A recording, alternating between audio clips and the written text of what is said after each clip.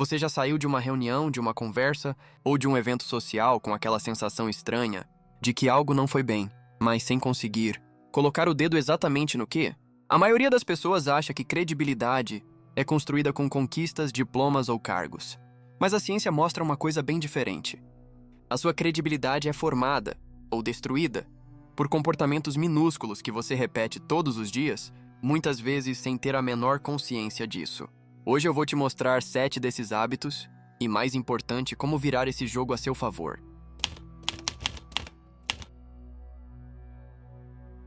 Existe uma armadilha muito comum nas conversas.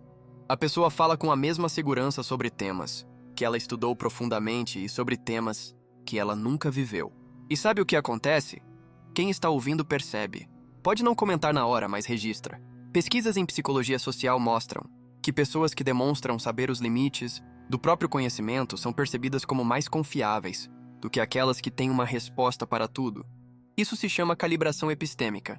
Basicamente, a capacidade de saber o que você sabe e o que você não sabe. O problema é que vivemos numa cultura que valoriza quem tem opinião forte, só que existe uma diferença enorme entre ter convicção e fingir ter certeza. Uma pessoa que diz, olha, sobre isso eu não tenho muita propriedade, mas o que eu percebo parece muito mais inteligente do que alguém que opina sobre tudo com a mesma intensidade.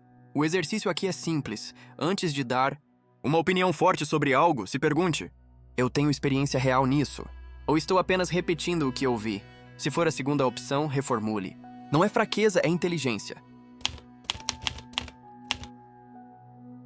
Esse é um dos hábitos mais silenciosamente destrutivos para a sua credibilidade. A pessoa diz uma coisa, alguém questiona, e ela imediatamente recua. É verdade. Talvez você tenha razão. Eu não tinha pensado assim. Parece humildade, mas na maioria das vezes é algo bem diferente. É insegurança, disfarçada de flexibilidade. Existe uma distinção importante que as pessoas socialmente inteligentes entenderam. Mudar de opinião porque você recebeu um argumento novo é sabedoria. Mudar de opinião porque a outra pessoa pareceu insatisfeita é falta de posicionamento. E o cérebro humano percebe essa diferença de forma quase instintiva. Quando você muda de posição apenas para evitar conflito, as pessoas ao redor deixam de te levar a sério.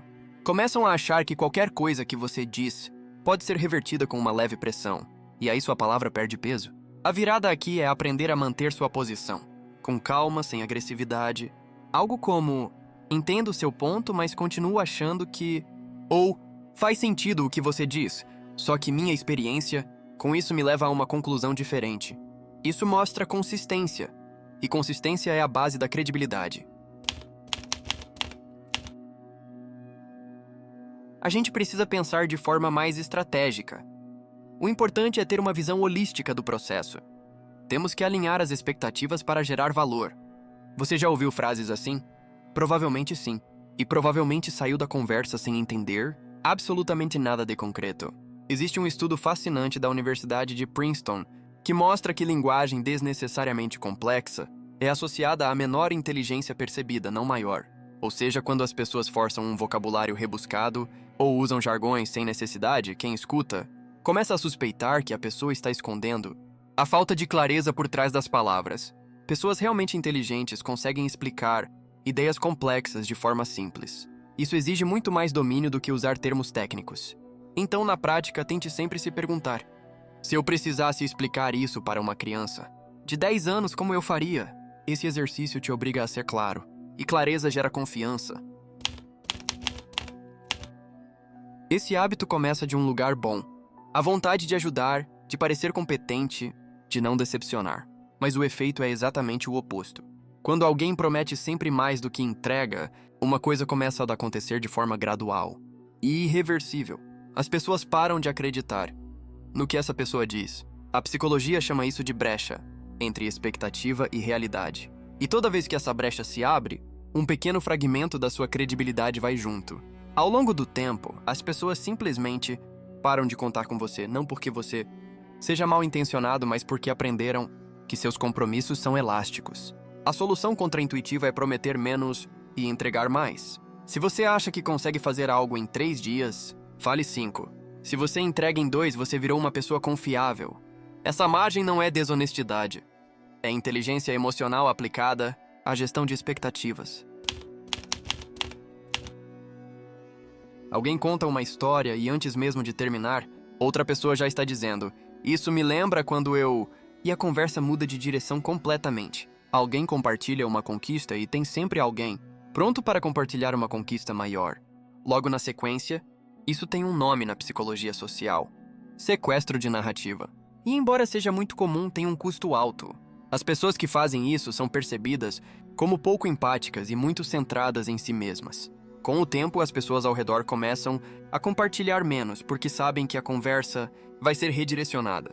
O hábito oposto, deixar a história do outro respirar, fazer uma pergunta sobre o que foi dito antes de trazer a sua experiência, parece pequeno, mas transforma completamente como as pessoas te percebem. Você passa a ser visto como alguém seguro, com quem dá para ter conversas reais. E esse tipo de reputação é muito mais valiosa do que parecer interessante. O humor é uma das ferramentas sociais mais poderosas que existem, mas tem um uso específico dele que destrói credibilidade aos poucos. Usar a piada para escapar de qualquer conversa que exige profundidade emocional. Alguém fala sobre um problema sério e a pessoa responde com uma brincadeira.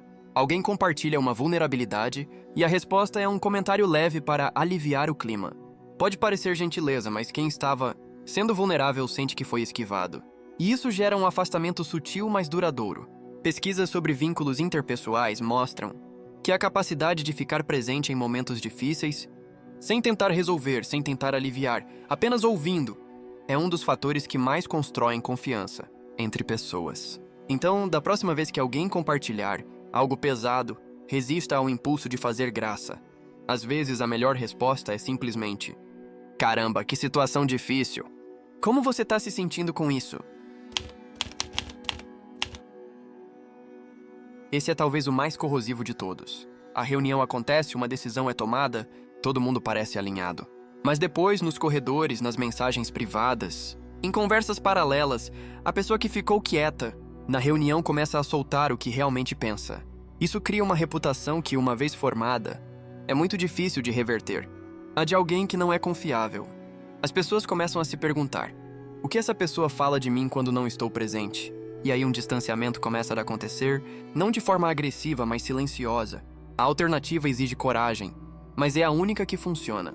Se você discorda de algo, diga no momento certo para as pessoas certas, de forma respeitosa. Isso pode ser desconfortável no curto prazo, mas constrói exatamente o tipo de reputação que dura. A de alguém honesto, corajoso e consistente. Repara em algo curioso. Nenhum desses hábitos tem a ver com competência técnica, com quanto você sabe ou com o que você já conquistou. Credibilidade real é construída em cima de comportamentos cotidianos, muitos deles invisíveis. E a boa notícia é que todos eles podem ser mudados. Não de uma vez, mas um de cada vez. Uma conversa de cada vez. Se você quiser continuar aprofundando esse tema, tem um vídeo aqui no canal sobre como pessoas naturalmente carismáticas se comportam em situações de pressão e o que você pode aprender. Com isso, clica aqui que vai valer muito a pena.